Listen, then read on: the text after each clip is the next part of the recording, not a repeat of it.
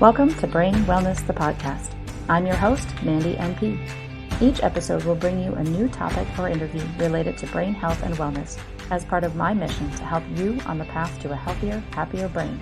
So, let's get started.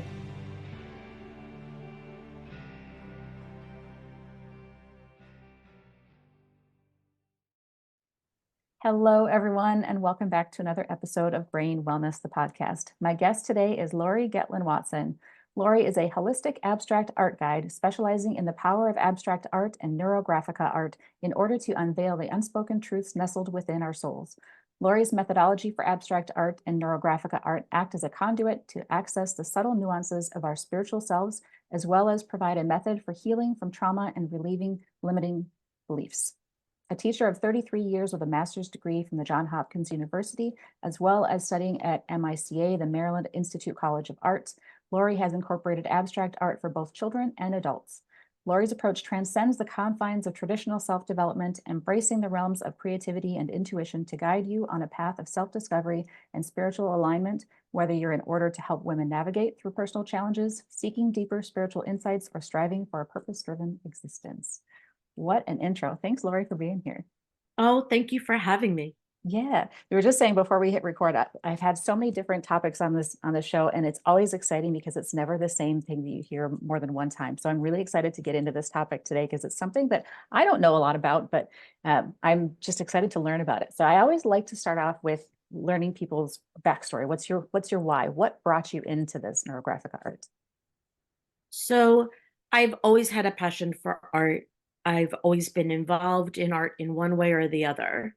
And through many of the experiences that I've had through my life, art has always been that one touch point for me that has always brought me, let's say, to the other side, whether it was through divorce, whether it was through IVF for having my twins, whether it was through depression during COVID, being isolated, whatever the situation may have been, and not just down or sad issues, but even joy, while going through the process of IVF, the joy of having my twins, my children, the joy of coming out of a bad relationship, the joy of rediscovering myself.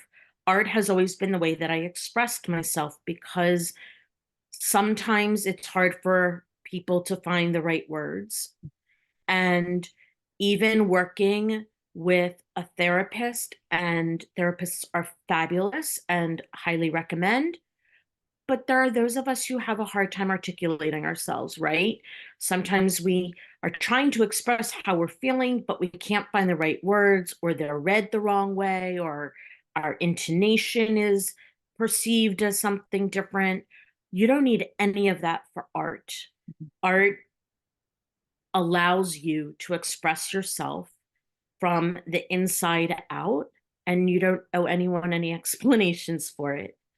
And so through using abstract art, I then started to do a little bit more discovery and more learning. And I knew that if I was having success and feeling a certain way after the creative process, I know that the brain is releasing stimulants. I know that I'm being put into a meditative state. And so I did a little bit more research about those connections, and I came across Neurographica Art. And that is truly a process where we are combining art with the psychology and our neurons that are connected in our brain to be able to put us into a meditative state, as well as for our subconscious to really take hold of the intent in which we're creating. So what exactly is it? Is it just a particular style of art, or? Yes, so Neurographica Art is a foundation with lines, and it's where you will take pencil to paper. And when we're drawing, if we're drawing a normal line and we're just doodling on a paper, our brain is telling us where we want our pen or pencil to go. Neurographica art is where you are learning how to not go in the direction that your brain is taking you. You want it as intuitive and subconscious as possible. You want the process to completely be its own meditative pathway, shall we say. And when you use the pencil in that manner, you're creating different lines and you're going all over the paper. And you find that your lines end up crossing one another. It's not a pattern. You don't want to do zigzags or swirls. That's a conscious decision. So you really want your pencil, your pen to flow on the paper naturally. But when we take a look then at the lines that we're creating, after we've set an intention first, we're then going to notice that our lines intersect. And when the lines intersect, it's a hard angle.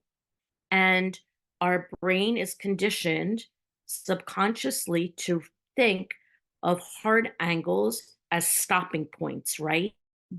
We think of a fork in the road, a four-way stop sign. We stop. It's a hard stop. It's an angle. It's an intersection. And we don't want that because that creates in our brains a fight or flight mode of thinking. And when we think of curvatures, we think of harmony, right? A circle, infinity, the flow of the curvature. And so the main part of neurographica art is going back on those lines. And every place where there is an intersection, you do what is called curving them out. And that is where you draw a curve and go back over the line so that all of them, where they meet and intersect, are curved out. And as you do it, you'll see that your drawing, that your lines is becoming much more representative of what we see neurons and synapses in our brain and what they look like.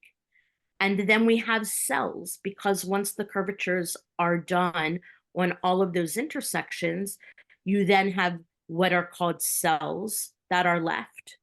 Mhm. And so the whole process for neurographic art takes time. Mhm. And oftentimes, when you set an intention ahead of time, then you repeat the process.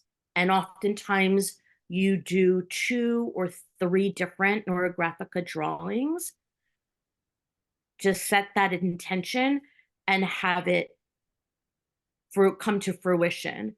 It's also data driven and scientifically shown that this method is a stress reliever. It resolves emotional issues. It's visually representing your transformation, really, from your thoughts to your feelings on paper. It connects that conscious and subconscious mind. So you also really get into a complete transformative and meditative state while practicing. Hmm. Is this something you do on your own, or do you do it with a guide?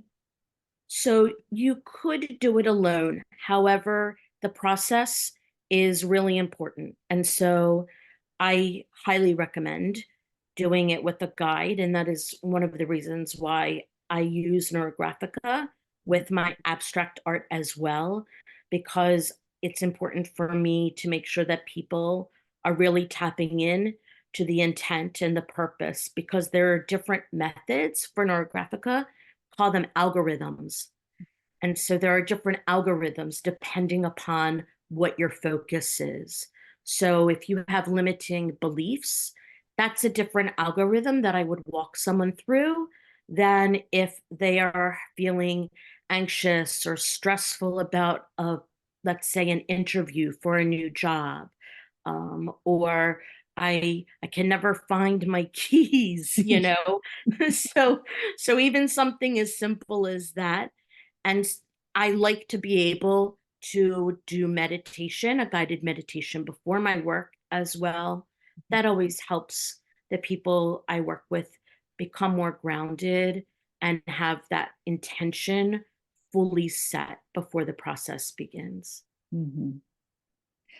How how does that type of art help you tap into your tuition and feelings? That how is that different from just doodling?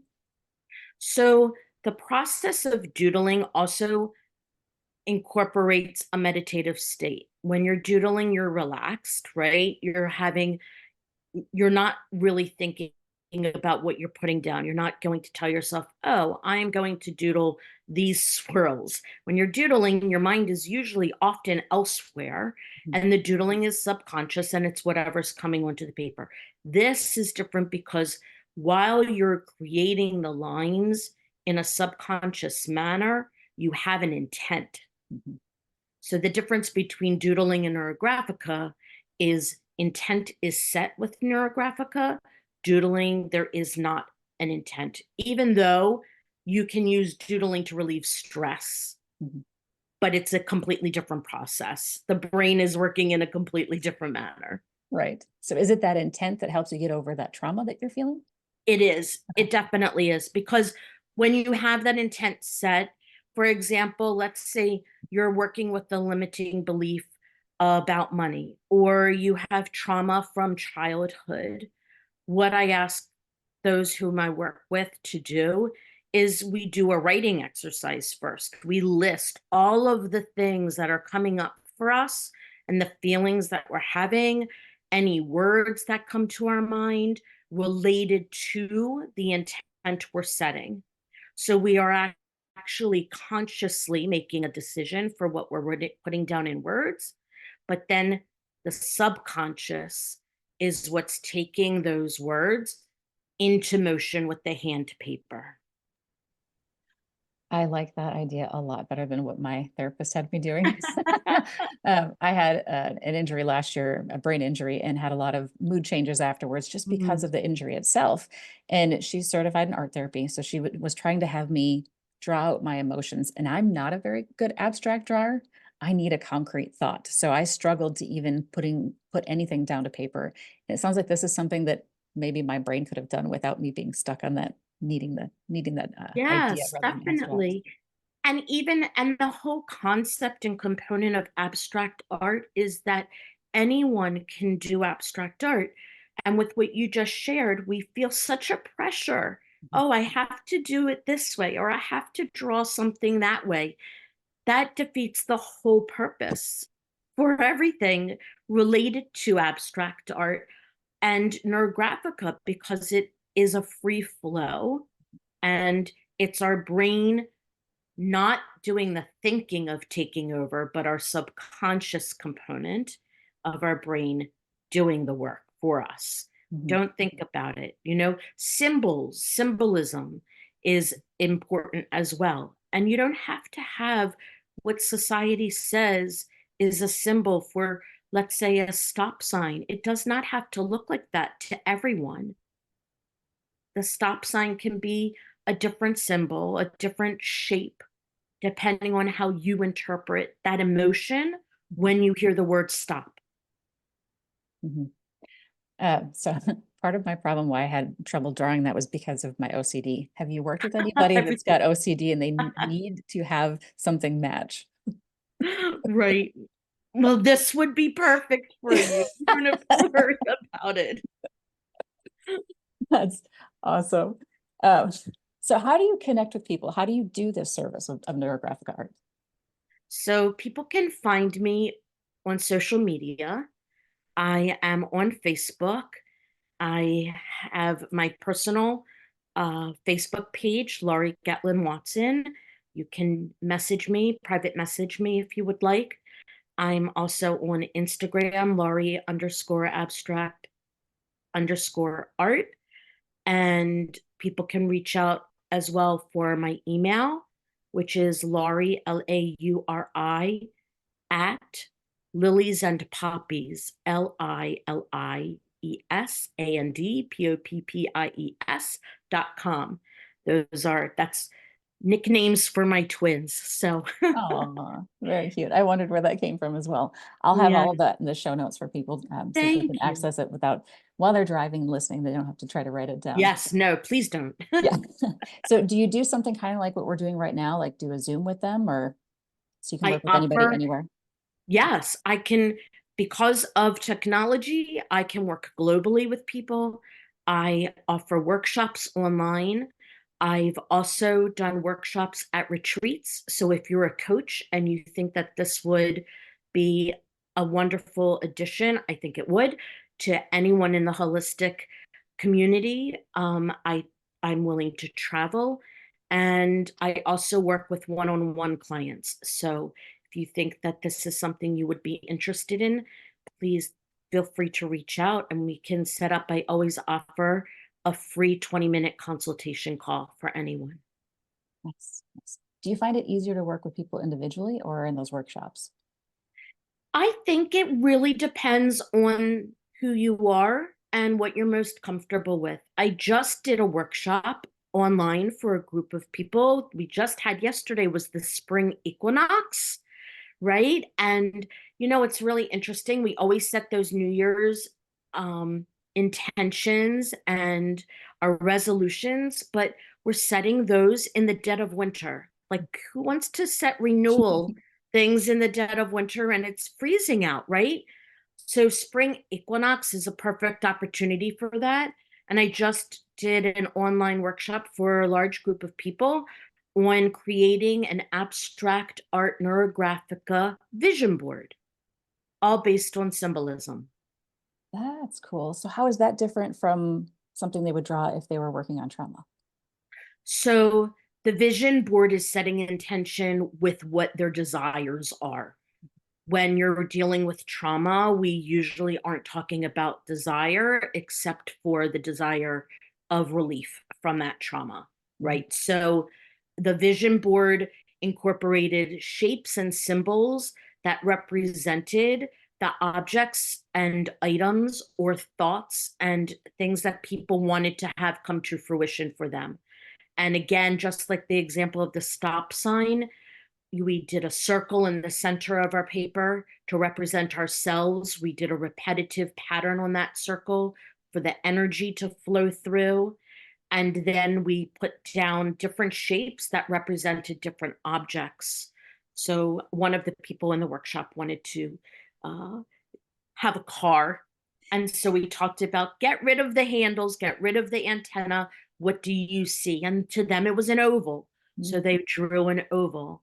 And then after we did the symbolism, we worked with the Neurographica because then we were setting the intentions Mhm. and the lines were going through the shapes that represented the items they wanted to have as their desire. So no messy magazines and glue needed. I kind of like that. So when you're done with these workshops or working individually, does does the art look just as different between styles as it does between people in the workshop? 100%. Yes. We were working on the curving out of the lines for the Neurographica lines for the vision board. And there were some people where, when they were doing their lines, they had 4 or 5, 6 lines throughout their paper. And then I had one client who their entire paper was filled with lines. Um, they shared with me that this was going to take them forever to curve out. But you know what? That's fabulous because they shared with me that they were in such a subconscious meditative state when they were working with it that they really felt the energy from themselves going onto the paper, and the curving out of their lines completely gave them a sense of peace and wholeness and calmness. And that's the purpose. And they continually set the intent as they were working through. So it's different. Every single one is different. Yeah. So you're in the meditative state while you're putting the lines on. So while you're curving it out, you're more alert and awake and consciously doing that part? So when you're curving out, the curving actually is extremely relaxing. Okay. And that helps alleviate stress and anxiety in and of itself. When you're curving out the lines aside from that, you're really working on setting that intention Mhm. and working through whatever your purpose is for the Neurographica artwork. Mhm. So if your intention is one of your limiting beliefs, like I'm not able to hold on to money, as you're curving out the lines, then you are changing your thought process and you're saying, I'm able to hold on to money. Mhm. Money comes to me freely. And we work on positive affirmations while we're doing it. So there is a bit of a difference. But I also have many clients who tell me that while they're doing the curving out of the lines, that too is putting them into a meditative state Sure. because it's a repetitive process. Yeah. And if you have a lot to curve out, that certainly Absolutely. could get you there for a long time. Yes. I love the idea of this. Do you have them add color then too, or does it say black and white? You can add color, actually. You can, that is a personal preference. And when you are working, let's say with the vision board component, Mhm. and after you've curved your lines and you have what then look like the cells, I refer my clients to use the same color to color in whatever cells are on top of the symbolism and the shapes that they created first, Mhm. because they want it to be continuous. But when if you're not doing the vision board, let's say you're working with something, I'm working with a client with trauma, then a lot of times what we do is I will do another guided meditation and we will talk about some of the things that we spoke about before they started, those words that they put down on the paper ahead of time. And I ask them to assign any color that comes to them intuitively during the meditation. Whatever color comes to them during that meditation, that's their palette. And those are the colors that they use. So it's going to be different for every single individual. Yeah. Yeah. What kind of responses do you see once you've helped somebody go through this process? Oh, the first response that I always get is I feel at peace. That's really the first thing that everyone tells me. I had someone at the retreat that I presented at recently say that it was a soul experience. I mean, I couldn't ask for anything more than that. So I think that knowing that the process and the responses afterwards are positive and reaffirming and a sense of peace, a sense of calmness, the stress melts away. Mhm. I had another client say, I don't know what you did with this, but I'm definitely not feeling the way I did when I started. And so that's what we want with the people we work with, right? We're Yeah. here to help. Here to guide. And so hearing that just warms my heart. I know I'm here for a purpose. So, Yeah. I was just going to ask actually, what do you get out of this when you help people? oh, I know that my purpose was larger than where I was. Like you had shared in my intro, I've been a teacher for 33 years. I'm a single mom. And I was in the same routine day in and day out. I knew that there was something bigger for me than what I was doing. And so for me, being able to help people tap into their intuition, to be able to walk away having a sense of calm and peace, I I mean, that's priceless. Hmm. Hmm. So you just did this workshop. Do you have other ones coming up or other projects that you're working on? Yes, I actually just announced I have a wait list right now. I am going to be offering a course, more of a membership actually, a monthly membership where every month there will be a live lesson, abstract art lesson, working in many components of the holistic realm, whether it's self-development, self-esteem, tapping into our intuition, stress and anxiety. And every month we'll have a live workshop And then there will also be extra videos that will be provided. And I'm a giver, so always bonus materials and goodies. So I have a wait list up for that right now, actually. Awesome. And I think you sent me that link as well. So I will include that also so people can get on that wait list. Great. Yeah. Is it like a rolling wait list or is it a rolling program goes on every So, month? so right now I'm having people sign up for the wait list, and I'm going to have that open for a couple of weeks. And those who then sign up on the wait list will be receiving an email from me with the start date. It's monthly, it's $22 a month. I mean, you know, That's nothing. That's that's nothing. a drop in Yeah. the bucket, I think. It's less than my coffee, right? Absolutely. But Absolutely. but it's monthly. You don't have to commit for a year. You can do it where you are charged every month. You can stop and then you can rejoin if you would like. So I don't want my work to be limited for people. Mhm. There are going to be some other containers coming down the road where it will be a commitment. One-on-one work is a commitment with me as well, but I feel that this membership, it just felt right and it sat right in my heart Mhm. to be able to have it open-ended. So, yeah. That's cool. That's really cool. We have covered so much in our time together. I did I not think we were know. going to cover this much. That was so cool. Any last things that you want to share with our listeners? Excuse me, as we close up, any um, just passions or anything that I didn't ask you about?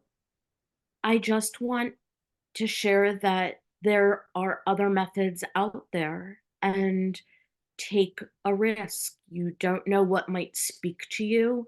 You may think you don't have a creative bone in your body, but I am here to assure you and guarantee you everyone has a creative side to them. You just have to have someone help you tap into it the right way so that you're confident and comfortable.